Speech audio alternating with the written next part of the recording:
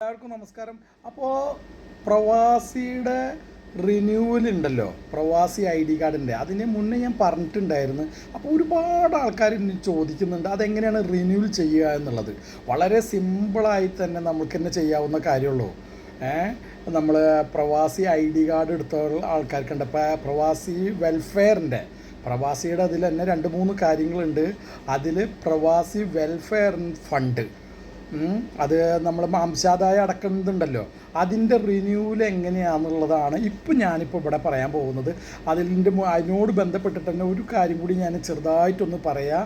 നിങ്ങൾക്ക് എല്ലാവർക്കും അറിയാവുന്ന കാര്യം തന്നെയാണ്, എങ്കിലും കൂടി സാന്ദർഭികമായിട്ട് ഞാൻ ഓർമ്മപ്പെടുത്തുകയാണ്. ഈ പ്രവാസി ID കാർഡിൻ്റെ ഒരു അംശാദായം അടക്കുന്നുണ്ടല്ലോ, അതിൻ്റെ തരത്തിനെ കുറിച്ച് 2-3 തരങ്ങളുണ്ട് എന്നുള്ളത് ഞാൻ പറഞ്ഞിട്ടുണ്ടായിരുന്നു. അതിപ്പോൾ വീണ്ടും ഞാനിപ്പോൾ ഇവിടെ അതിനെക്കുറിച്ചിട്ടുള്ള 1-2 കാര്യങ്ങൾ പറയുകയാണ്. അതിൻ്റെ റിന്യൂവലിനോട് ബന്ധപ്പെട്ടിട്ട് തീർച്ചയായിട്ടും ഈ വീഡിയോ ഫുള്ളായിട്ട് കാണുക. അതിൻ്റെ ഫുള്ളായി കണ്ടു കഴിഞ്ഞാലാണ് അതിൻ്റെ ആ റിന്യൂവലിൻ്റെ കാര്യം ഞാനിതിൽ കാണിക്കുന്നുണ്ട്. തീർച്ചയായിട്ടും നിങ്ങൾക്ക് ആ റിന്യൂവൽ എങ്ങനെയാണ് ചെയ്യുന്നുള്ളത് കാണിച്ചു തരാം. അതിൻ്റെ മുന്നോടിയായിട്ട് പറയുന്നത്, കാരണം എന്ന് വെച്ചാൽ ചില ആൾക്കാർക്ക് ഒരു സംശയമുണ്ട്, ഞങ്ങൾ 60 വയസ്സ് ആവാൻ ഇനി 1 വർഷം കൂടി ഉള്ളോ, അപ്പോൾ അതുകൊണ്ട് അത് ഇനി ലാസ്റ്റിലേക്ക് അടച്ചാൽ മതിയില്ലേ എന്നുള്ളത്. അത് വളരെയധികം തെറ്റായിട്ടുള്ളൊരു കാര്യമാണത്. അങ്ങനെ അടക്കാൻ വേണ്ടി കാത്തിരുന്ന ഒരുപാട് ആൾക്കാർക്കാണ് ഇപ്പോൾ അവർ 60 വയസ്സായിട്ടും അവർക്ക് പെൻഷൻ കിട്ടാൻ വേണ്ടിയിട്ടുള്ള ബുദ്ധിമുട്ട് വരുന്നത്. അപ്പോൾ നമ്മൾ തന്നെ സ്വയം തെറ്റ് ചെയ്തിട്ട് പിന്നെ നമ്മൾ മറ്റുള്ള ഗവൺമെൻറ്റിന് കുറ്റം പറഞ്ഞിട്ട് കാര്യമില്ല. അത് ആദ്യമേ അതിൻ്റെ വിവരങ്ങൾ പറയുന്നുണ്ട്. കാരണം നമുക്ക് വേണമെങ്കിൽ അഡ്വാൻസ് ആയിട്ട് നമുക്ക് ഇതിന് അടക്കാം, പക്ഷേ ഒരു കാരണവശാലും ഡിലേ ചെയ്യാൻ പാടില്ല. ഡിലേ ചെയ്ത് കഴിഞ്ഞാൽ അതിൻ്റെ ഇൻട്രസ്റ്റ് വരുന്നതാണ്. അതൊന്ന്. രണ്ടാമതെന്ന് പറഞ്ഞാൽ പല ആൾക്കാർക്കുള്ളൊരു സംശയമാണ്, 5 വർഷം, ചുരുങ്ങിയത് 5 വർഷമെങ്കിലും അടക്കണം. അപ്പോൾ പല ആൾക്കാർക്കും ഒരു തെറ്റിദ്ധാരണയാണ്. അങ്ങനെയാണ് വെച്ചെങ്കിൽ ഒരു 55 വയസ്സ് വരെ അടക്കാണ്ട് ഇരുന്നിട്ട് 5 വർഷം അടച്ചാൽ മതിയില്ലേ എന്നുള്ളത്. അത് ശരിയാണ്. 55 വയസ്സിൽ ചേർന്ന് കഴിഞ്ഞാൽ 5 വർഷം അടച്ചാൽ മതി.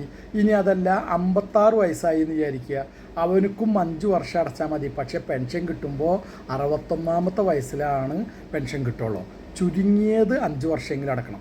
ചില ആൾക്കാർ എന്താണ് തെറ്റിദ്ധരിക്കുന്നത്, 5 വർഷമല്ലേ അടക്കണമെന്ന് വിചാരിച്ചിട്ട് 40ാമത്തെ വയസ്സിൽ ചേർന്നിട്ടുള്ള ഒരാളാണ് 5 വർഷം അടച്ചിട്ട് നിർത്തും. അത് തെറ്റി, അത് പറ്റില്ല. 60 വയസ്സ് വരെ നമ്മൾ അടച്ചിരിക്കണം. പക്ഷേ 55 വയസ്സ് കഴിഞ്ഞവർക്കും ഇതിൽ 5 വർഷം അടക്കാം. 59 വയസ്സ് വരെ ഉള്ള ആൾക്കാർക്ക് അടക്കാനുള്ളൊരു ചാൻസ് കൊടുത്തിട്ടുണ്ട്. 59 വയസ്സായിട്ടുള്ള ആൾക്കും ഇതിൽ ചേർന്ന് 5 വർഷം അടച്ച്. പക്ഷേ എന്താ സംഭവം എന്ന് വെച്ചാൽ 64ാമത്തെ വയസ്സിലാണ് അവർക്ക് പെൻഷൻ കിട്ടുള്ളൂ എന്നുള്ളത് മാത്രം. ഇപ്പോൾ ആ സംശയം നിങ്ങൾക്ക് തീർന്നിട്ടുണ്ടാവുമെന്ന് വിചാരിക്കണം. എന്തായാലും തീർച്ചയായിട്ടും നമുക്ക് എങ്ങനെയാണ് അത് റിന്യൂ ചെയ്യുക എന്നുള്ളത് ആ ഒരു വീഡിയോയിലേക്ക് നമുക്ക് പോവാം. ഇവിടെ നമ്മൾ എന്താണ് ചെയ്യേണ്ടത്, ആദ്യം ക്രോം എടുക്കുക. ക്രോം എടുത്ത് അതിൽ പ്രവാസി വെൽഫെയർ എന്നുള്ള ഒരു ടൈപ്പ് ചെയ്ത് കൊടുക്കുക. പ്രവാസി വെൽഫെയർ,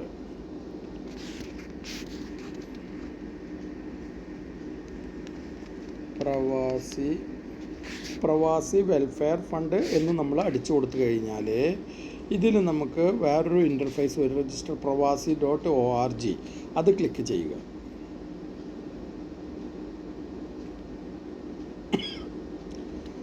ഇതിൽ നമ്മൾ ഇങ്ങനെയുള്ളൊരു ഇൻ്റർഫേസ് വന്നു കഴിഞ്ഞാൽ നമ്മൾ എന്താണ് ചെയ്യേണ്ടത്, ഇതിൽ ക്വിക്ക് പേയ്മെൻറ്റ് എന്നുള്ളത് ഒരു ഓപ്ഷൻ കാണും.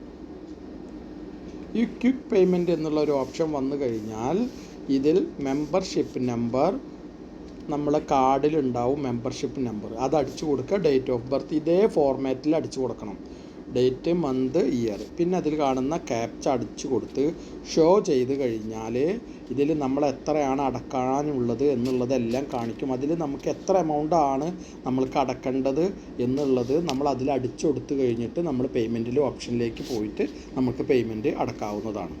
തീർച്ചയായിട്ടും നിങ്ങൾക്ക് ഇത് മനസ്സിലായിട്ടുണ്ടാവുമെന്ന് വിചാരിക്കുന്നു. വീഡിയോയിൽ കണ്ട കാര്യങ്ങൾ നിങ്ങൾക്ക് എല്ലാവർക്കും മനസ്സിലായിട്ടുണ്ടാവുമെന്ന് കാണുന്നു.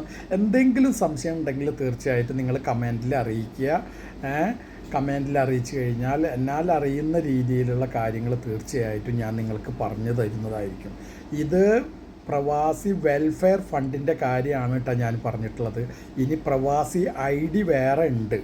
പ്രവാസി ID എന്ന് പറഞ്ഞാൽ ഇപ്പോൾ പ്രവാസ ലോകത്ത് ജീവിച്ചിരിക്കുന്നവർക്ക് വേണ്ടിയിട്ടുള്ള ഒരു കാർഡാണ് പ്രവാസി ID. അത് ഞാൻ മുന്നേയുള്ള ഒരു വീഡിയോയിൽ പറഞ്ഞിട്ടുണ്ടായിരുന്നു. ആ പ്രവാസി ID കാർഡ് ഉള്ളവർക്കാണ് പ്രവാസി ഇതിൻ്റെ ഹെൽത്തിൻ്റെ ഇൻഷുറൻസ് എടുക്കാൻ പറ്റുള്ളൂ. അതിനെക്കുറിച്ച് ഞാൻ മുന്നൊരു വീഡിയോയിൽ പറഞ്ഞിട്ടുണ്ടായിരുന്നു.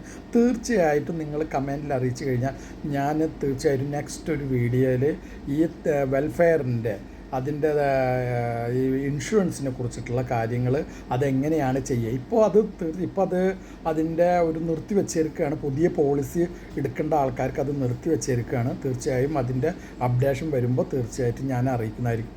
എന്തായാലും ഈ വീഡിയോ തീർച്ചയായും നിങ്ങൾ ഇഷ്ടപ്പെട്ട് കഴിഞ്ഞാൽ ഫോളോ ചെയ്യാൻ മറക്കരുത്.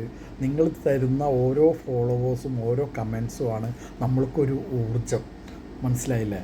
അതുകൊണ്ട് അതിലൊന്നും പിശുക്ക് കാണിക്കണ്ട. നമ്മൾക്ക് ഒരാൾക്ക് ഒരു എനർജി കിട്ടുന്നതല്ലേ. അതുകൊണ്ട് തീർച്ചയായിട്ടും ഈ വീഡിയോയിൽ എന്തെങ്കിലും ഒരു കഴമ്പുണ്ടെന്ന് നിങ്ങൾക്ക് തോന്നി കഴിഞ്ഞാൽ കമൻറ്റ് ചെയ്യാൻ മറക്കരുത്, ഫോളോ ചെയ്യാൻ മറക്കരുത്. എല്ലാവർക്കും ഒരു ശുഭരാത്രി നേരെയാണ്. നന്ദി, നമസ്കാരം.